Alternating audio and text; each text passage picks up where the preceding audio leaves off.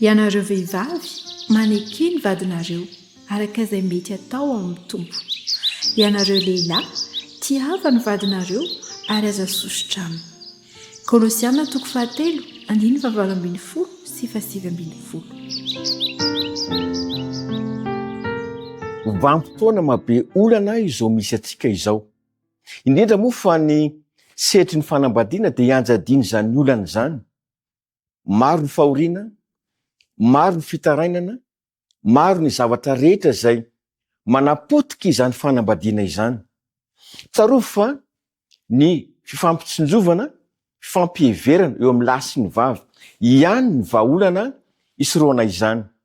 Na eo izany rehetra izany dia azo avadika ho fahasambarana sy filamina ho an'ny fianakaviana raha toka kolokoloana ny fifankatiavana.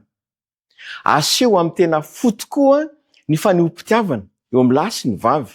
Izany hoe tsy mpivady ihany amin'ny maha-mpivady ray trano azy fa aseho eo amin'ny manodidina ihany koa izany hoe fifankatiavana izany, ka tsy ny tokantrano ny fianakaviana fotsiny no ahatsapa hoe sambatra fa ny fiarahamonina manodidina ihany koa, ny ankizy, ny mpiray vodi-rindrina, eny hatramin'ireo ray aman-dreny izay miara-monina izany. Amin'izay fotoana izay dia hiova ho tontolo feno fahasambarana ny tokantranonao. Hiova ny tontolo ho mahafinaritra, ho feno fitiavana, feno fifanajana, feno fandeferana ary indrindra ho feno fahasambarana. Zao tsy ambaratelo. Voalohany dia ny hoe tokony ifampiainy ny lahy sy ny vavy.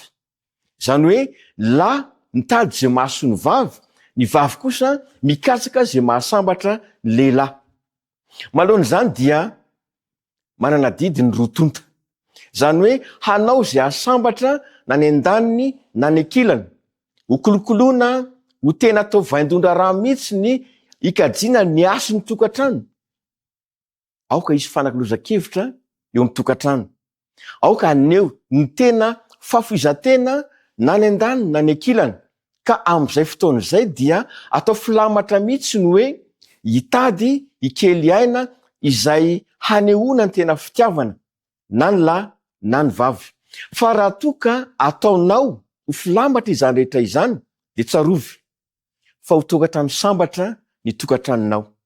Ary azo antsoina mihitsy aza hoe paradisa an-tany amin'izay fotoana izay. Feno fahasambarana, feno fifankatiavana, mateonina ary indrindra ny hoe maneho taratry ny voninahitr'Andriamanitra. Tian'Andriamanitra ho zava-misy amin'ny tokantranonao izany rehetra izany. Ny antony mantsy dia ny hoe masina ary manakaja eo anatran'Andriamanitra ny tokantrano. Ny mpivady dia nanao voady fa ifampitondra sy aneho fahasambarana amin'ny an-daniny na ny ankilany. Raha toka sitraka ao izany dia ireo ny torohevitra. Fa izao asaiko anao hiaraka hivavaka isika. Misaotra tompony amin'ny afatra ao androany. Na mahafantatra nefa nanorina ny tokantrano fahamasinana ianao. Tompo, aoka ny tokantrano miaino izao afatra izao.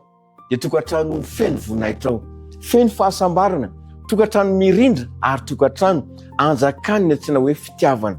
Tompo malalo, ampio izahay, ampio ny ray, ampio ny reny mba anatratra izay ny tanjona izany miaraka aminao. Amin'ny anaran'i Jesosy. Amen.